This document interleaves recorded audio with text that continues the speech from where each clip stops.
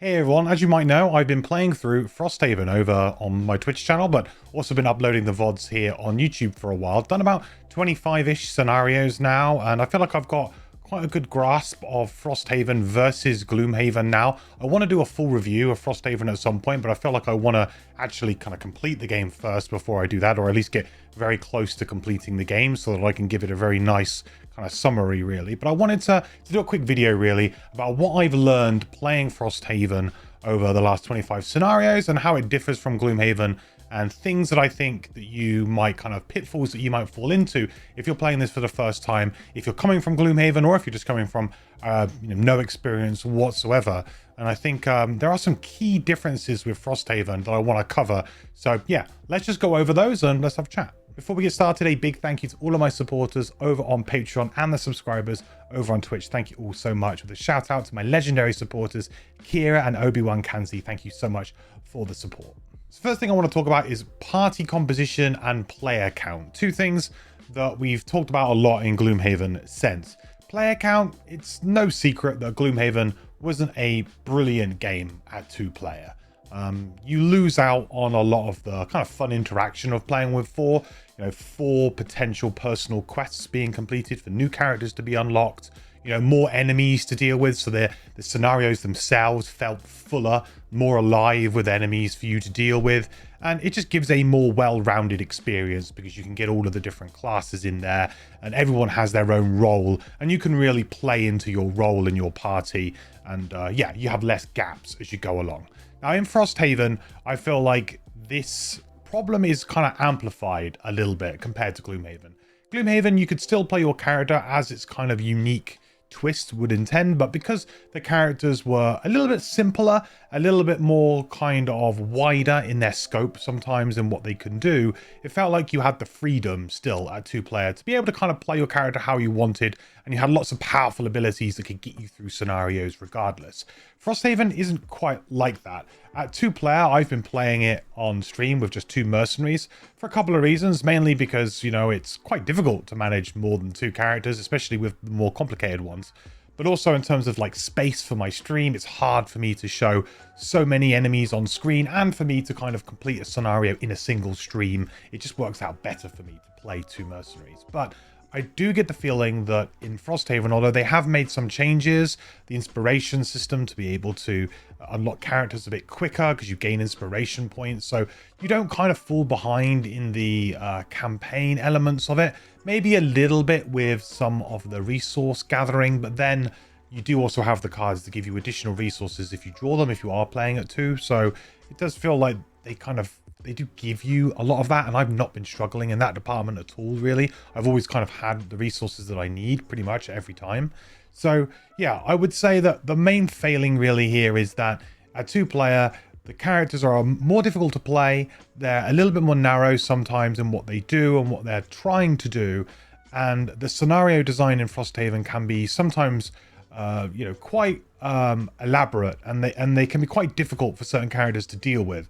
And it feels like a 2-player, those gaps that you might have in your party because maybe you're not really great at healing, maybe you're 2 glass cannons, 2 characters with very little health and you might die quite quickly. It just feels like those problems are kind of amplified a little bit in Frosthaven because the characters themselves don't always have tools that you can fall back on, but also the items aren't necessarily there to fill in those gaps as well. And also you've got this problem of the scenarios being a little bit more complicated in Frosthaven and asking a little bit more from you sometimes, or for you to change your angle of attack sometimes. So yeah, I would say that if you are considering playing Frosthaven, I really wouldn't recommend a 2 mercenary setup. I think if you're playing 2 of you, then maybe go with 2 characters each if you feel comfortable. Maybe if one person feels comfortable to play 2, maybe play 3. There are definite party compositions and things that you can do to still make it work at 2. I want to be clear, the game is not like unplayable at 2. I'm playing through the game and I'm still having a great time, but I just feel like I may be having a harder time than I necessarily need to have.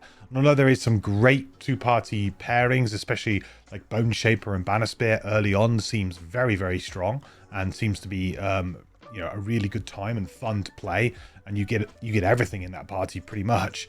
But it does feel like once you get to the unlockables and you want to start kind of, oh, that looks like an interesting character, I want to play that, you're going to start to kind of like hamstring yourself a little bit. So that's one thing I wanted to talk about. A lot of people have asked me to do a full-on party composition guide for Frosthaven. I'm not there yet. I would love to do that in the future, but I'm not at that point yet because I haven't played enough.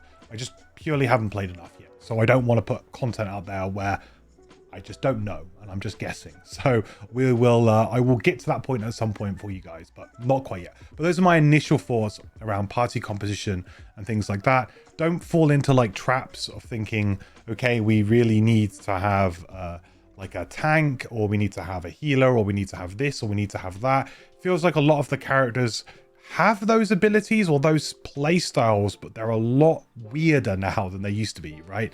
Bone Shaper is an example of a tanking character who doesn't on the surface look like a tanking character. But once you realize that those skeletons that you keep making are actually saving you points of damage because they're going in and they're taking hits from enemies, suddenly you can kind of like change the angle that you look at a character. And there are a few like that you come across as well, unlockable ones that kind of allow you to attack the game in a different way that you might not normally be used to.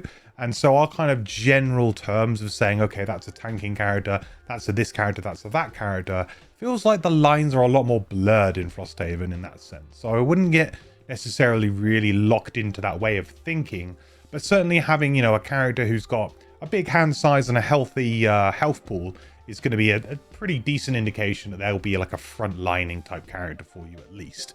But yeah, all I would say is be careful about trying to fall into those kind of stereotypes, because I think you'll probably be a little bit disappointed because you're going to have opportunities to play characters that are going to be like far into the left field that do crazy stuff. I don't think you'd really want to, yeah, like hamstring yourself like you might have done in Gloomhaven to get that perfect party com, because Gloomhaven had a lot more of those kind of like, you just straight up, that was that character's role, whereas it feels like the roles are, yeah, just a little bit more blurred this time around. Next up is the campaign overview. So the campaign is set in a couple of different branching story paths. I'm not going to spoil anything in this video to do with anything that I can, so I won't talk about any specifics really, but it is a branching campaign path, a lot more branching than Gloomhaven was. Gloomhaven, you occasionally had a few options to maybe do this one or this one, and that would maybe determine your path.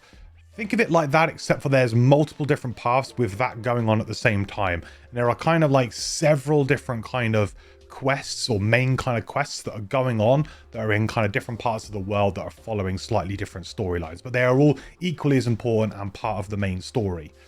So there's a lot to choose from. There is a lot of different directions you can go from, which I think gives you a lot of flexibility early on to be able to kind of go with what sounds interesting. One of the kind of slight downsides to this, though, I think, is the calendar system and the way that that works along with the campaign. A lot of the time when you complete a mission, sometimes you will add a calendar entry for 3 or 4 weeks in, where you'll have to wait to unlock maybe the next mission in that chain, which thematically at times is pretty reasonable. Like, it's pretty well explained, and it kind of makes sense that, oh, we need to wait for this character to do this thing, you know, to create this artifact or something, to then give us that artifact for us to then be able to go and use it. Stuff like that. It kind of like, yeah, there are good thematic justifications here or there for it, but it can get a little bit frustrating at times when you really want to do something and the game says, I'm really sorry, but you're going to have to wait, you know, 3 more scenarios or 3 more attempts at least to be able to maybe go and do that. So it's a bit of a, it's a bit of a 50-50 point for me. It's not necessarily a negative, because at times it justifies quite well, and the game does give you enough content to go and do something else. You're never really bored. There's never really like a situation where you're like, oh wow, I really wanted to go do that and now I have to go and do this. Like, that doesn't really happen. But there are situations where, you know, you could maybe be doing this storyline, really, really invested in it, then the game's like, whoa, you're gonna have to wait a little while before you can continue on. And then maybe you might forget those plot points, you might go off and do something else, and then you kind of, you know, there's a bit of a disconnect in your mind there. And if you're not playing the game super regularly, maybe you're only playing once a week or something like that, I could see this being maybe a slight negative for some people, because it might be hard to kind of, you know, really kind of keep track of what's going on in the story, because you're kind of bouncing around a fair amount. So I think the campaign structure is certainly a step up from Gloomhaven. It is much better than Gloomhaven in the way that it is done. The narrative is much better. I'm really enjoying some of the stories and how that's going.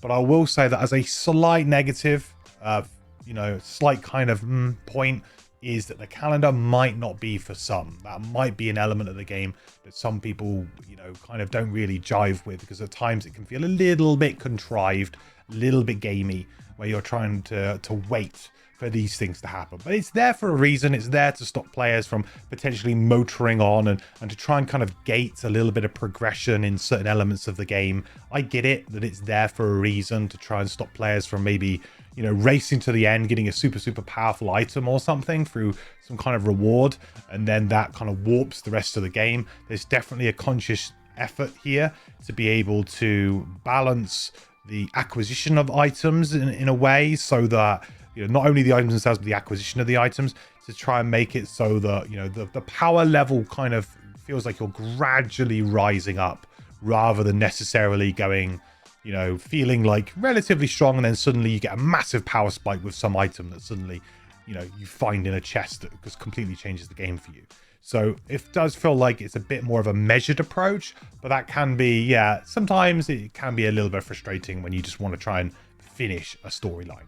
My quick tip with this is that if you do have a personal quest that seems like it might be a bit too easy, or it says to follow a scenario to a certain point, generally speaking, pretty much all personal quests will take around about 15 scenarios. They've managed to hit that number pretty much on the nose with most of them. There are a couple of exceptions to this, but if you do have a personal quest that requires you to go and do a scenario, I really recommend that you do them as soon as possible, because you're not just going to be able to roll these scenarios into each other. Like I found out with a certain one, I can't remember which one it was, but it was the personal quest to do with gaining lumber cards that I had on my drifter. I can't remember the name of it off the top of my head, but essentially there is a sequence of scenarios that you need to play through that is actually quite heavily time gated behind the calendar, and requires you to actually get some unlocks from another area to be able to get it first. It's a bit elaborate. Anyway, that one's kind of like, I think a lot of people have talked about this personal quest as being a bit weird.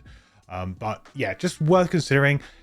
Do the quests. Just do them. If you have ones that you need to get done, do them, because you might find that although it looks like, just from eyeballing the calendar, you might not know exactly how long that you might have to wait for these. So just do them, get them out of the way. Next, let's talk about scenario design and like general kind of difficulty, I think.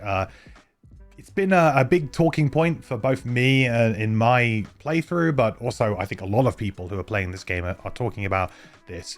I would say playing Frosthaven has been quite a humbling experience for me as a player. As someone who was used to playing Gloomhaven on the highest levels of difficulty, really got stuck into the characters, really min-maxing strategies, things like that. Frosthaven really has kind of reset my experience, really, in many ways, because the scenarios and the tools that we have as players are just wildly different than they were in Gloomhaven. We're not just talking about balancing character abilities to maybe not be quite as strong. Some of them are just as strong, but it's really rebalancing the way that you attack and strategize scenarios that's really changed in many ways. You're no longer kind of able to lean on those tools that maybe we always have done. Things like reusable stun cards, reusable disarm cards. There are some in the game, of course they are, but they usually come with some kind of like upfront cost that you need to pay, or they're quite difficult to play. They're going to require some good planning ahead of time to be able to play.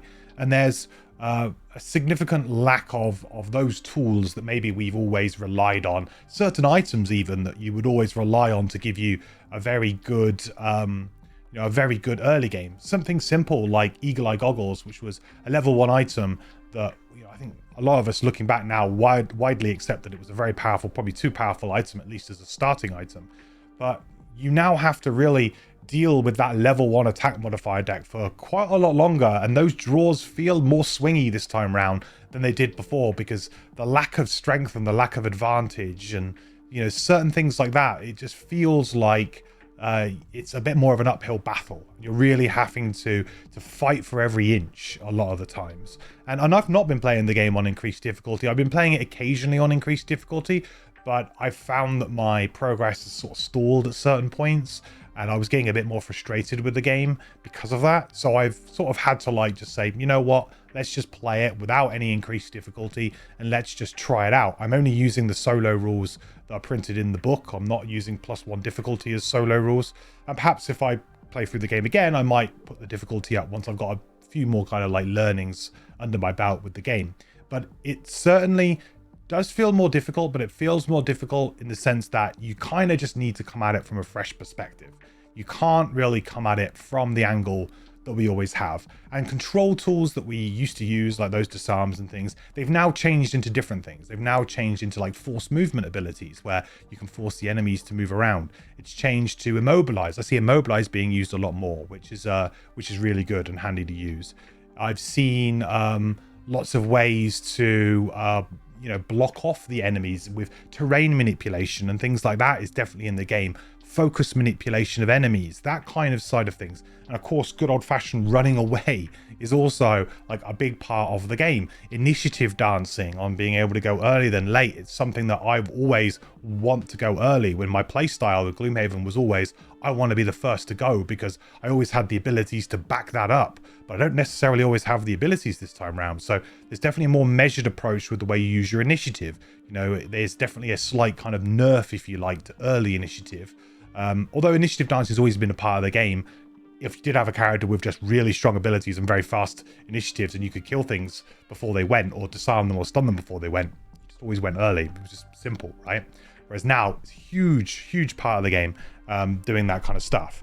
So I feel like there's a real adjustment that I've had to make, and I think a lot of other people are going to have to make in terms of approaching these scenarios. And also the scenario conditions. We're used to lots of scenarios in Gloomhaven which are just kill all enemies, and there are a fair amount of kill all enemy style scenarios in Frosthaven, but a lot of them kind of have another wrinkle to them, something else that you need to do as part of it. It's not quite as simple as that. Or perhaps they introduce a different mechanic on how you move between the rooms, something that will really kind of like throw a bit of a spanner in the works and will make you have to pause and think about how you're going to kind of really strategize and address this scenario. Not every scenario is the same, and you're definitely having to look through your pool of cards and really think about, okay, what's the best cards for this kind of situation and how are we going to do this? This is also kind of coupled a little bit with the scenario book and the section book, right?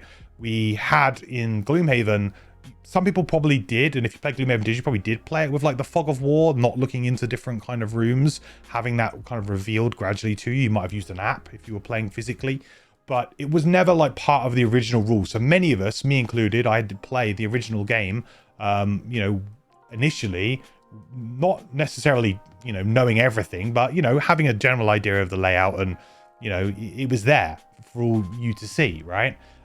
With the section book, there's lots of surprises that Frosthaven can kind of like throw at you at times, which will really kind of, there have been many times when I played through a scenario and I felt like I'm doing pretty well. And then like, the scenario book section hits, we flip to it, and suddenly there's like, it throws a massive spanner in the works, and I've suddenly got to reassess everything that I'm doing, and I'm not doing quite as well as I thought I was. So there's going to be a lot more instances, I feel, of players feeling a little bit more hard done by because you get surprised by things.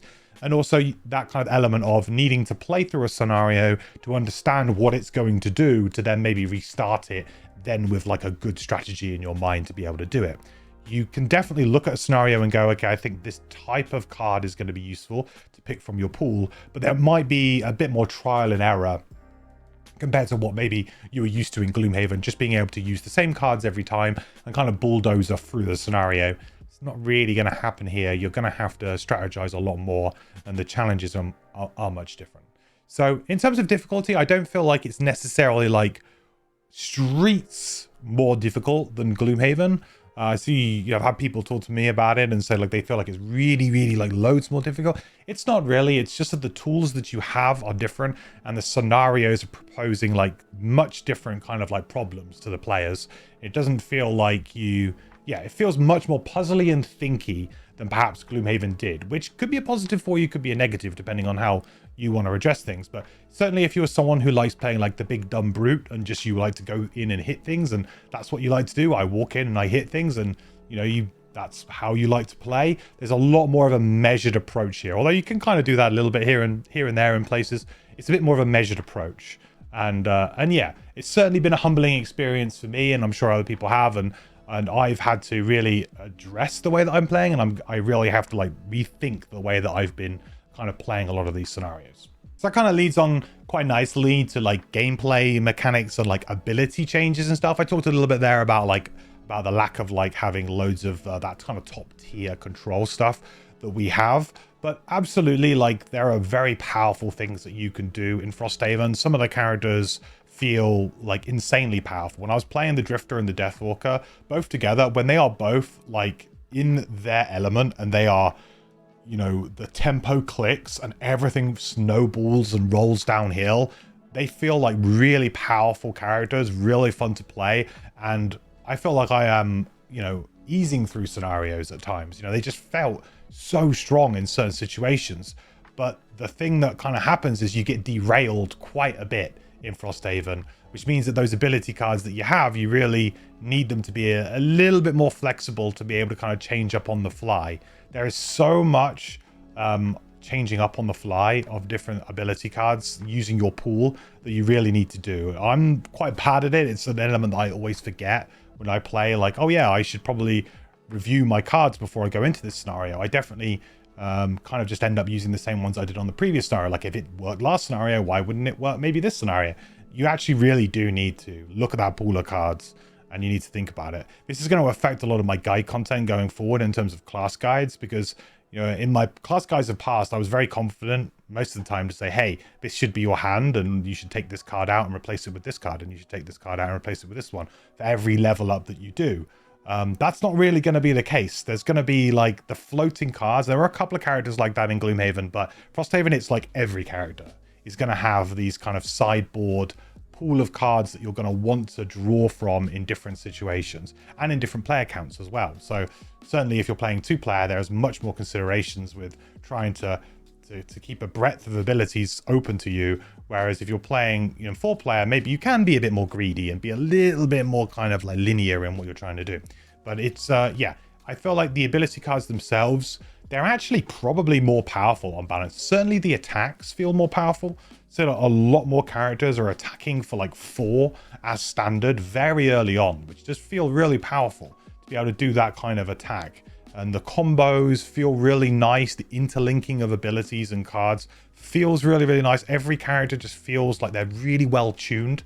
They just feel like they've been play tested, you know, hundreds if not thousands of times, and people have worked over every inch of them, and that there's no kind of like gray area on how this works or how that works. Like, everything is purposeful and it's there for a reason and works. There's very few dead cards. So many, like, every card has a situation that you can put into it, whereas there are certain cards in Gloomhaven I would be like, I've never played with that card because it's just never been worth it. I just don't feel like that's ever going to be the case here from what I've seen so far. I've not seen anything that I would consider to be a dud. There's certainly cards that are a little bit less attractive at times, but a certain scenario comes up and you just think, wow, yeah, if I'd actually bought that card, that would be so clutch in this moment. And you just, yeah, there's just a lot of cards there for you to draw from. So the ability cards, I think there's a lot of people feeling like, oh yeah, we don't have like these big single room clear abilities that we're really used to using. So used to just being able to walk into a room and just, you know, destroy the entire room with a combination of like one card, you know, a power potion and like advantage with like eagle-eye goggles or something. Like, those kinds of things are gone. It's a lot more of a measured approach, but your single target damage can be very consistent and very reliable across a lot of characters. So definitely something to think about. And I do think that actually the power level is probably a little bit higher on average to Gloomhaven, but obviously there's those Gloomhaven outliers that were like incredibly powerful abilities. So I had actually finished an early access version of this video for the Patreon, and Lothor, one of my long-term Patreon supporters, thank you buddy, wrote a comment and said he'd like me to talk a little bit about balance in this video. So I thought I would edit this section in about balance because it is a big talking point. And specifically, he was interested in kind of how balance is handled in Frosthaven, because balance was a big kind of talking point, or a big kind of headline point, if you like, when we were looking at Frosthaven, that we were told it's going to be a more balanced approach, where there's going to be less swinginess maybe in the abilities, in the rules, in the grey area of the rules here or there.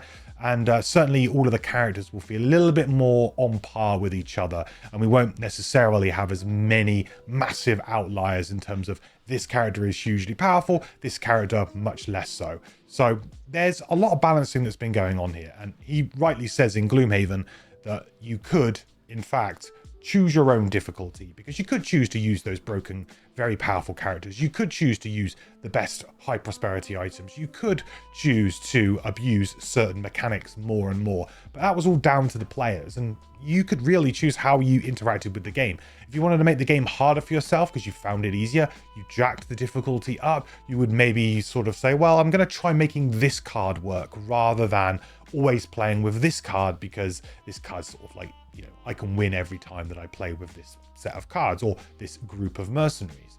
So Frosthaven doesn't really have maybe that flexibility, or at least that I've experienced so far. I mean, I am still very early on, so I mean, I've done 25 scenarios, and you know, there's still plenty more to do. There's plenty more characters to unlock, plenty more things to see, and I'm sure once I get to very high levels of like prosperity and with lots more buildings unlocked and items available, perhaps I'll say, you know, wow, the items actually are pretty crazy.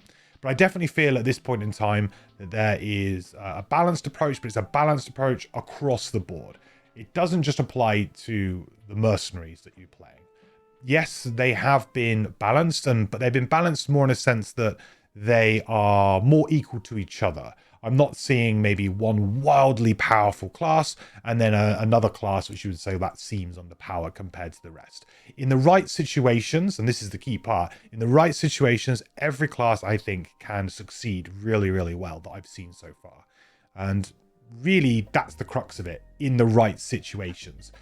Frosthaven, the scenarios is really what kind of amps up the difficulty, and the different scenario objectives, the fact that pretty much every single scenario will have a wrinkle in it, like I've said before, in which you'll have to do something that might be against the grain for your character, not really in your wheelhouse, and suddenly it becomes a lot harder for you, and that character might look weaker by comparison to a character who can kind of flourish in that scenario. And you might go on a run of scenarios where you might feel that that's the case, that, oh, actually, I don't feel very well suited in this one, and you might have a couple of scenarios back to back where you feel a little bit weaker, but your time will come. There will be a scenario that will come that your character will have a really great opportunity in to be the hero of the story, if you like.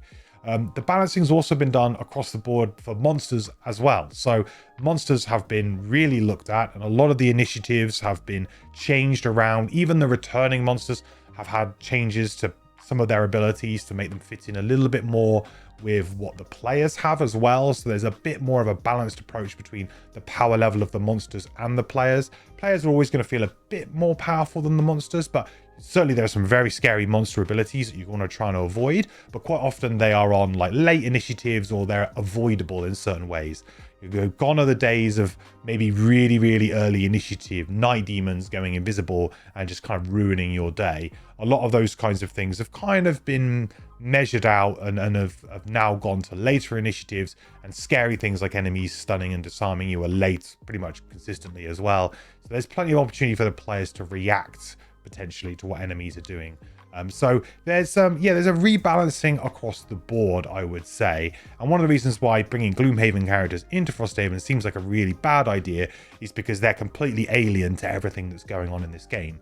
This game really has been developed almost in a vacuum, except for using the teachings and the learnings, I guess, from the previous games. You know, they know now what's kind of an acceptable power level for character abilities, you know, what is weak, what is strong, and they've now managed to kind of, you know, eliminate some of those really big highs and some of those lows, and kind of pulled everything a little bit more centrally across all of the characters. It doesn't mean that the characters don't have powerful abilities. They still do. It's just a case of just making maybe the occasional card a burn rather than a reusable card. You're changing some of the items so that, hey, stamina potion now only gets you a level 1 card back rather than being able to get any card back.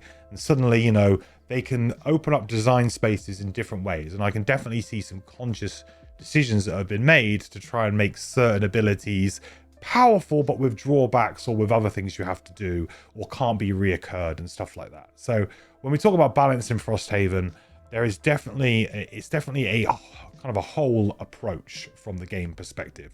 that has been done. It's not just that the players have been addressed and that, oh, we needed to just address the ability cards. It doesn't feel like that's what they've done here and what Isaac and the team have done. It feels more like we want to make the game itself feel more balanced, meaning that all of the players feel like, yeah, your mercenaries are valuable in certain situations and you can really thrive, but also you are going to have scenarios that are going to be very tough for your party. And that's another reason why, as I said before, the 2-player, I don't recommend it as much, because I feel like you will stumble into those situations, especially if you kind of go for maybe one of the more underpowered 2 mercenary pairings. And last up, I want to talk about the Outpost phase, really. The Outpost phase is a really interesting part of the game. It's obviously the brand new part of the game in which you are managing the Outpost of Frosthaven, and you're being able to upgrade and build new buildings and being able to craft your items, craft potions. There's a lot of really fun mechanics here that are at work, but they are kind of work. There's a lot for you to manage and do here. There, especially for me, one person going through it every time. You do have phases where perhaps nothing really happens, and then you have phases where lots of stuff happens. But it certainly feels like there is a lot to kind of go through and to be considerate of. Now, with looting, in the early parts of the game is very, very bountiful with loot, I will say. Make hay while the sun shines, folks. When you get into those first couple of scenarios and you see that there is loot on the floor, there's loads of enemies to go and loot to your heart's content. I cannot stress this enough. Get looting, because that loot will soon dry up. Later on in the campaign, you will find it much harder to gain loot, and you will find that because the scenarios also start to ramp up. The first 5 scenarios, I think it is. I can't remember if it's the first 5 or so, but I was speaking to one of the playtesters, someone who was involved in the project, and they kind of said, yes, the first kind of handful of scenarios in Frosthaven are designed to be a bit easier, to ease you in and give you that opportunity to gain loot, so you can kind of get a bit of a foothold in the game and in the Outpost phase to be able to start building things. So those first scenarios, you really do have the opportunity to get nearly every piece of loot, and you should be taking it, because it is so important to start stockpiling stuff for later on, because you will struggle. Having said that, I would say I'm like a fairly average looter in the game. I looted a lot early on because I had a lot of stamina left, and I was just found the game fairly simple and easy to begin with because of those easier scenarios. So I just looted a whole bunch in my first sort of 5 scenarios. But in other scenarios, I'm much more average. I'm probably getting maybe about half the loot, maybe about 2/3 of the loot that is on offer to me. It's very rare that I have a complete clean scenario run through where I grab all the loot, but I still find myself doing pretty well at 2 players and actually having enough to consistently build where needed. The main thing that I've found to be a bit of a kind of a bottleneck for me has actually been gold, funnily enough. Gold, if you don't get enough of it, every new building costs 10 gold to be able to build. And I did find over a period of time that I was struggling to do that. There are various tricks that you can employ here to be able to do this. So you can sell crafted items back to the shop and you get 2 gold per resource printed on the item. So you can kind of convert raw material resources this way into gold if you do need it. It's a little bit cheeky, but it's part of the game. It's there. It might not be obvious at first, but certainly you can do that to gain a little bit of extra gold. But I will say gold has been a little bit of a bottleneck at times for me. Some of the herbs at times have been bottlenecks as well when you're trying to really open up that alchemy table. It can be a little bit tricky when you want to try and do stuff. But I've found that once you kind of get them all unlocked and once you've been playing the game for a while, you can absolutely kind of pretty reliably have 1 or 2 of what you need. Or there are ways for you to do that with the distilling system that comes in later. So that kind of problem kind of starts to phase out after a period of time. But I found the Outpost phase to be generally pretty engaging, a lot of fun. In terms of building buildings, I'm not going to tell you which are the most sort of economic, which are the best ones to build. I would say just figure that out for yourself. There's a lot of surprises with the building of the buildings. I don't really want to ruin that for players by saying, hey, you should always go for this one or this one. Just explore, build what sounds interesting to you. In terms of buying resources, I didn't actually find that buying resources through the different camps to be particularly useful. Occasionally it was, like I'm doing it a little bit more now that I have level 2 of those buildings. But when I had level 1, I always found that I was kind of getting enough material resources actually through the scenarios to not really feel like I massively needed to buy them. And the gold, like I said, feels quite valuable as a resource, so it makes sense to kind of keep it if possible, because, you know, buying 1 material resource for 2 gold, I mean, I guess you could like craft it into something and then sell it back to get the 2 gold back in a way. So I guess you're not really losing the money, but I guess it's a bit like overwrought. And I guess that's sometimes my general kind of criticism sometimes of the Outpost phase, is that it does sometimes feel a bit clunky in the way that it kind of works. Feels like it could do with being a little bit more streamlined, a little bit more obvious at times. But there are some really cool things, but it does take up a lot more of your time than perhaps you would be expecting from Gloomhaven. Like Gloomhaven, you're rolling from scenario to scenario pretty quickly.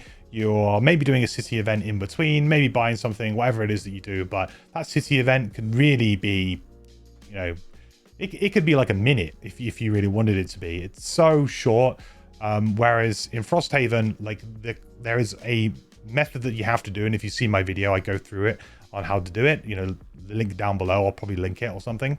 But if you've been doing that, there's definitely like a little method that you're gonna have to follow, the steps that you have to go through. So it's kind of like a minimum amount of time that's going to take. Even if you want to do a quick one, you're still going to have to do the event. You're still going to have to do the calendar, which might lead you to having to read something from the section book.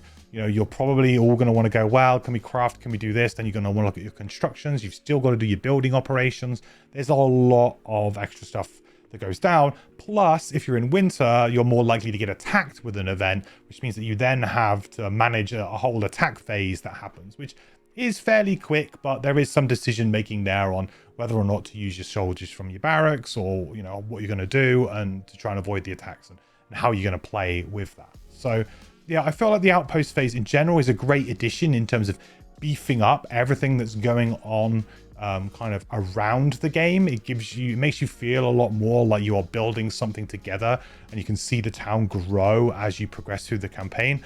But if you're someone who just hardcore loves the dungeon delving mechanics of playing those abilities, you might find that at times it can get a little bit kind of tiresome having to go and do these phases and go through all of this stuff. It is more paperwork, really. It's enjoyable paperwork for most people, I think, but it is more paperwork that you're going to have to do instead of like cracking into the game, basically.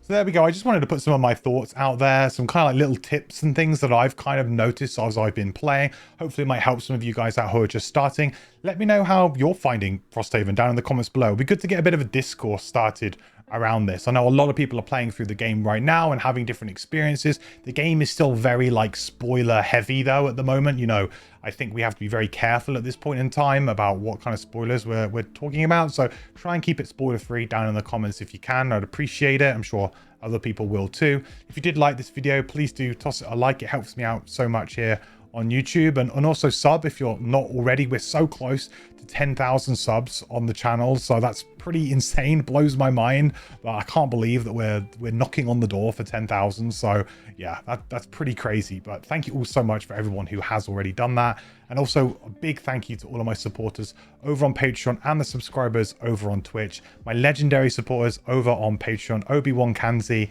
and Kira. Thank you so much, guys. Very, very kind of you both. And yeah, if you would like to catch me live, come over to twitch.tv/ManageRequest, where I'm streaming Frosthaven a lot of the time. I know a lot of people can't because of spoilers and things, but yeah, drop on by. Usually in the first like sort of half an hour of the stream, I'm usually not actually playing the game. We're usually just kind of like talking a little bit, so always drop in and say hi. And yeah, I will be working on more guide content soon. I'm going to have a drifter guide done, hopefully within the next sort of week or so. That's what I'm going to start working on next, and we can start hammering out guides. And yeah, it's been fun so far. It's been a wild journey. So yeah, I will catch you guys in the next video. Thanks again so much for watching. I will catch you next time. Bye. I think still, yeah. Oh,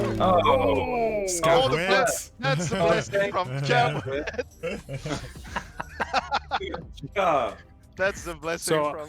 Isaac, at this point, can we get your approval to add an additional attack modifier deck for allies in the digital version?